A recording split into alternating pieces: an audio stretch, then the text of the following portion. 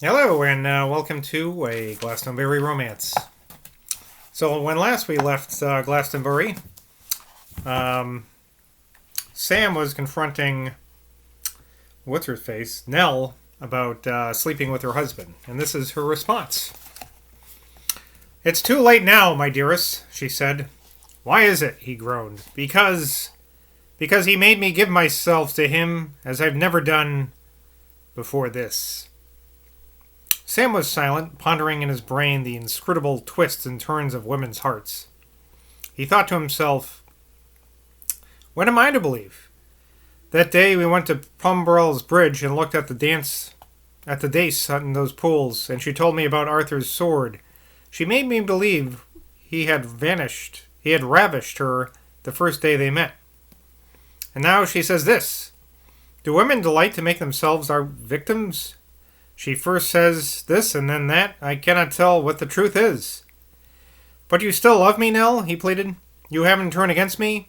You haven't gone over to him completely?" "I shall always love you beyond all else in the world," she said. He now led her towards the altar, and they seated themselves in the very front pew of all, and before their pew was an open space, a time-worn floor, carrying several quite illegible and absolutely flat tombstones. Beyond these were the altar rails, but the girl kept her eyes fixed on the ground and ceased not to draw her hand up and down the polished edge of the seat. "But to give myself to you after giving myself to him as I've done since the night has something—" She spoke even more slowly now, but never seemed to hesitate for a word. "Something about it that I can't bear." She lifted her eyes from the ground and fixed them slyly and humbly upon Sam's troubled face. Shyly, not slyly. "I wouldn't blame any woman," she went on, "who lived with two men, if one was her earthly friend and the other her ideal friend. But you and Will, you mustn't mind me saying it, Sam, you're both earthly friends. It was because of that I made Will sleep alone. I wanted to belong to you altogether." Sam spoke hurriedly and eagerly. "But I must come over and see you when he's away. It'll be madness, Nell, to let such a chance go." A spasm of anger crossed her face. "Chances, Sam Decker. You talk of chances. Why didn't you carry me off when you had the chance?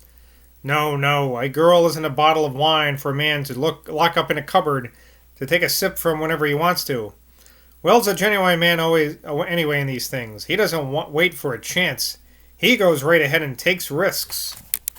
She stood erect before him, her parcels pressed against her waist, her umbrella clutched crosswise against her bosom.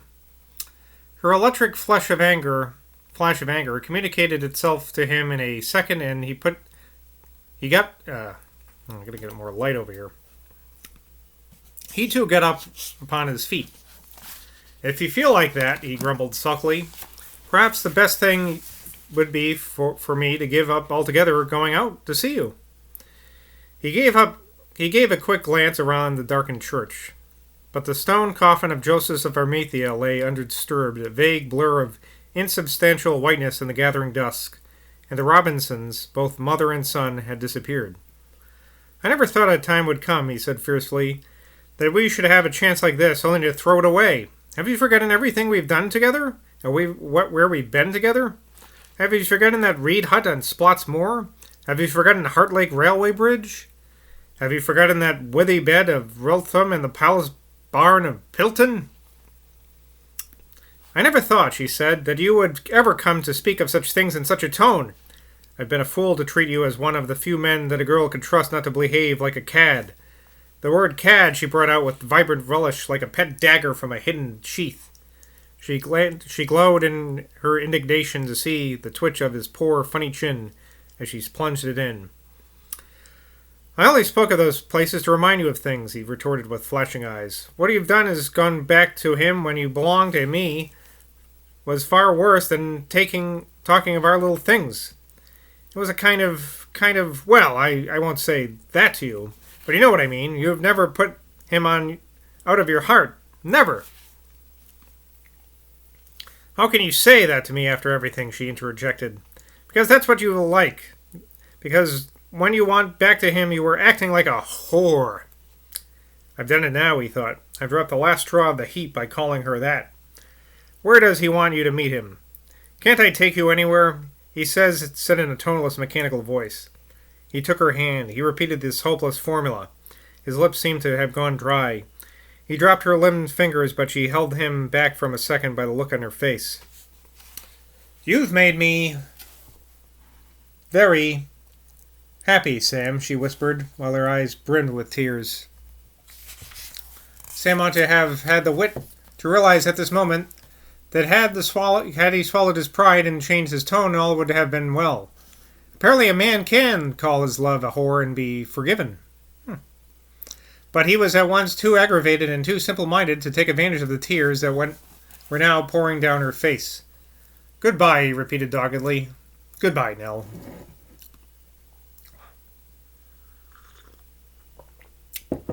Paragraph break. A little later that evening, Red Robinson sat talking to his mother and Sally Jones in Mrs. Robinson's kitchen in an alley in Bovetown, a district of Glastonbury situated south of Old Wells Road and Edmund Hill Lane.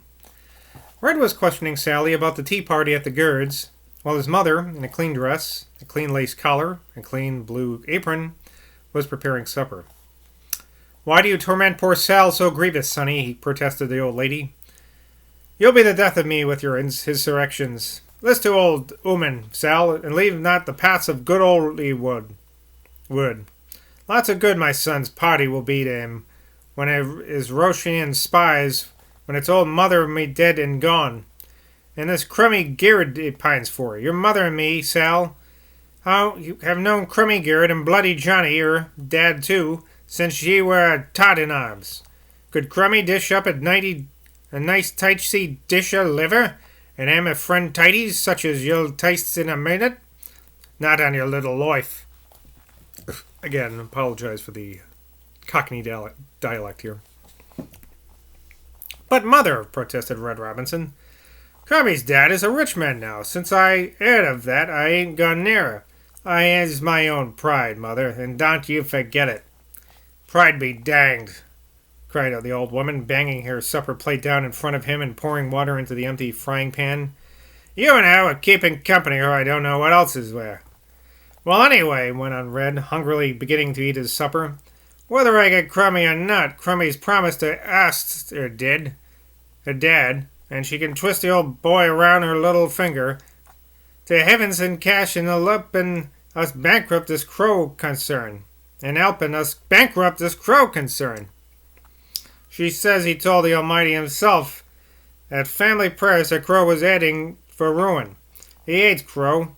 He must hate Crow because of his filling the town with factories. Whereas Bloody Johnny wants to preach to the visitors, and visitors don't like factories. With a little of Garrett's cash to back us up, we'll milk the brood owl and maybe get the town to take over his concern. That's the idea, anyway, they got up at headquarters. But why didn't you hear what I said? Put in Sally Jones. Don't I keep telling you he's going to employ Crow's cousin? Crow's cousin be a tidy lad and a nice-spoken gentleman, too. And old man Garrett's be going to hire he to bring a fair into Tower Field, with a grand Roman circus and a golden Jerusalem theatre, with enormous Guy Fawkes Pope, and more of them gypsies and fortune-tellers than ever been seen since the king cut off Abbot Whitting's head. Sally's cheeks flamed and her eyes glittered as she described these wonders. Red Robinson spat into the stove. Don't you make no mistake, baby Sal, he said. There won't be no fair in Glastonbury in our time except this regular autumn one. Did Mr. Garrett really talk like this? Inquired Mrs. Robinson as she removed her son's plate and substituted another with a plump piece of pudding thereon. There's no telling what a man will do who's been poor when he gets rich. Common folk like that ain't no notion how to spend money. It takes the real gentry to spend money as it ought to be spended. You shut your whole mouth, mother, cried Red with a chuckle. It was the cause of endless pleasantries between these two that the revolutionary ideas of the man were countered by the inexplicable Toryism of the woman. Don't you go on, then, putting those crazy notions into Sal's mind. Don't you aid him, Sally, my gal. Red's not been as I've been. Outscaper to the Bishop of Bath and Wales, what was the Lord? rest his sweet soul. Its own right, seeing these we uncle born to the Marquis of P. Ooh. Is it really true, Mrs. Robinson, asked Sally timidly, that Mr. Zoylan out of Queen Sedgemoor be thick Marx's wicked by blow? The two women, the old one and the younger one, pulled their kitchen chairs closer to each other, while an identical expression of complacent awe animated their faces. That's what I've been heard from folks went down to know, Sal. 'Tis true I've never asked Mr. Zoylan himself. 'Tis a thing a gent like that, as I knows from experience with his lordship, be apt to be ticklish about. Not that his high society, Sal, them byblows be rare. They be common as hideouts. Idiots be with us. There ain't no great family from on high down that went in. Oh my God, how many pages of this says there? All right. Well, we're going to keep on plowing through. On high down, what us got him, Sal. 'Tis nature what they do have 'em. By this time, in surprisingly few gulps, Red Robinson had dispatched his pudding. He now pushed back his plate and, rising to his feet, proceeded to light his pipe. That done, he took down his woolen scarf from one nail and his cap from another. Don't you sit up for me, mother, he said. 'Tis quarterly meeting tonight, and the comrades from Wells and Wookey will be there, and high un up and one delegated for the chief's high dress. I'll stay and help Mrs. Robinson watch up, said Sally brightly. She made no move, however, to rise from her chair. She was clearly anxious to satisfy one, and at the same time her natural kindness of heart and her longing to hear more about the Marquis of P's by below. Red was on the point of laying his hand on the door handle when the door itself opened from without. It opened with the peculiar impetus that inrushing children give, and no fewer than 4 lively youngsters precipitated themselves into the room. Sally did not rise from her chair now, for the leader of this little gang was her brother Jackie. Jackie was accompanied by Nellie Morgan, a wild, disheveled little girl of 8. Sis was 10, and old as Jackie herself, and an incorruptible devotee of Jackie. But being a heavily built and heavily witted child, and burdened, furthermore, by the care of her brother Bert, an infant of 5, who implacidly in appearance resembled a giant mushroom, Sis was outplayed, outrun, outdated, outjumped, outclimbed, outfought, outpassioned by Nellie Morgan, in spite of her advantage over Nellie of 2 whole years. Nellie's mother was a charwoman and was always at work, which gave the little girl an independence from parental control envied by all the rest. Jackie had Sally to order him about, in addition to their mother, and the little Coles, although orphans, had a very active and formidable grandmother. Nellie Morgan had no one, for her charwoman mother, although an incredibly good worker during the day, had the peculiarity, indeed the unusual gift, of being able to drink gin with no bodily ill effect upon night, until she was completely fuddled. Every day she would rise again by 5 o'clock, get her own and Nellie's breakfast, and go off cheerfully to her laborious work. She never uttered an unkind word to Nellie, far less ever struck her. But on the other hand, she was wont to fall into a sentimental trance as soon as she had washed up after supper, from which she never emerged again that evening.